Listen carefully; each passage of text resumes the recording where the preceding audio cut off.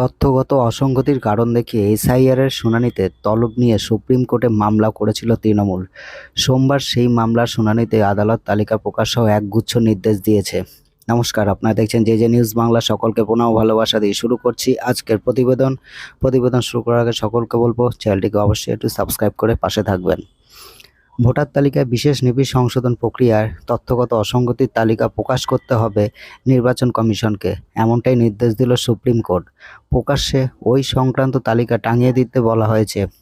শুনানিতে কারো কাছ থেকে নথি গ্রহণ করা হলে তার রসিদও দিতে হবে স্থানীয় কর্তৃপক্ষকে, জানিয়েছে আদালত। কমিশন সূত্রে আগেই জানা গিয়েছিল তথ্যগত অসঙ্গতির কারণে 1.36 কোটি ভোটারকে চিহ্নিত করা হয়েছে এবং তাদের শুনানির জন্য তলব করা হবে। পরে সেই সংখ্যা কমে দাঁড়িয়েছিল 94 লক্ষ। সেই তালিকা ধরেই ভোটারদের শুনানির নোটিশ পাঠানো হচ্ছে। তৃণমূল সহ একাধিক রাজনৈতিক দলের বিরুদ্ধে সরব হয়েছে কোনো যুক্তিতে এই ভোটারদের শুনানিতে ডাকা হচ্ছে। প্রশ্ন তুলেছিলেন খোদ মুখ্যমন্ত্রী মমতা বন্দ্যোপাধ্যায়। তথ্যগত অসঙ্গতির তালিকা প্রকাশ্যে আনার দাবিও তুলেছিলেন তিনি। তৃণমূলের তরফে এই প্রক্রিয়ার আপত্তি জানিয়ে এবং স্বচ্ছতা নিয়ে প্রশ্ন তুলে সুপ্রিম কোর্টে মামলা করা হয়েছিল। প্রধান বিচারপতি সূর্যকান্ত, বিচারপতি দীপঙ্কর দত্ত এবং বিচারপতি জয়মাল্য বাগচির বেঞ্চে সেই মামলার শুনানি ছিল সোমবার। সেখানেই তালিকা প্রকাশের নির্দেশ দেওয়া হলো।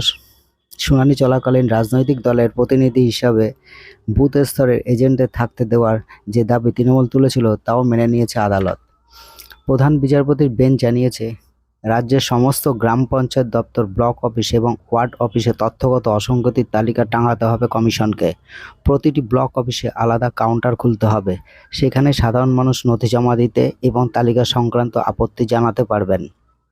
এই সমস্ত দপ্তরের শুনানিতে স্থানীয় কর্তৃপক্ষ নথি জমা নিলে তার জন্য আলাদা রসিদ দিতে হবে ভোটারকে।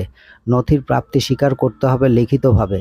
এছাড়া পুরো প্রক্রিয়া রাজ্যকে যথাযথ পুলিশ মোতায়েন করে আইন শৃঙ্খলা পরিস্থিতি নিয়ন্ত্রণে রাখতে হবে বলে জানিয়েছে সুপ্রিম কোর্ট। সর্বোচ্চ আদালতের নির্দেশ, এসআইআর প্রক্রিয়ার জন্য রাজ্য সরকারকে পর্যাপ্ত কর্মী দিতে হবে। তারা পঞ্চায়েত ভবন এবং ব্লক অফিসে বসে ভোটারদের কথা শুনবেন। প্রত্যেক জেলাশাসককে এই নির্দেশ কঠোরভাবে মানতে হবে। কোনো ভোটার চাইলে প্রতিনিধির মাধ্যমে নথি জমা দিতে পারবেন।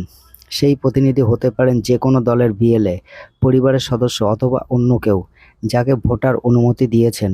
তবে তার কাছে একটি অনুমতিপত্র থাকতে হবে এবং তাতে সংশ্লিষ্ট ভোটারের স্বাক্ষর বা আঙুলের ছাপ থাকতে হবে। সুপ্রিম কোর্টের নির্দেশের পর কমিশন এবং বিজেপিকে কটাক্ষ করেছেন তৃণমূলের সর্বভারতীয় সাধারণ সম্পাদক অভিষেক বন্দ্যোপাধ্যায়। বারাসতের সভাস্থল থেকে তিনি বলেন, বিজেপির এসআইআর গেম ওভার। তথাগত অসঙ্গতির তালিকা প্রকাশ করতে বলেছে সুপ্রিম কোর্ট। এজেন্টদেরও শুনানি কেন্দ্রে থাকার অনুমতি দেওয়া হয়েছে। তো এই ছিল আজকের প্রতিবেদন। দেখা হবে নেক্সট ভিডিওতে। ধন্যবাদ।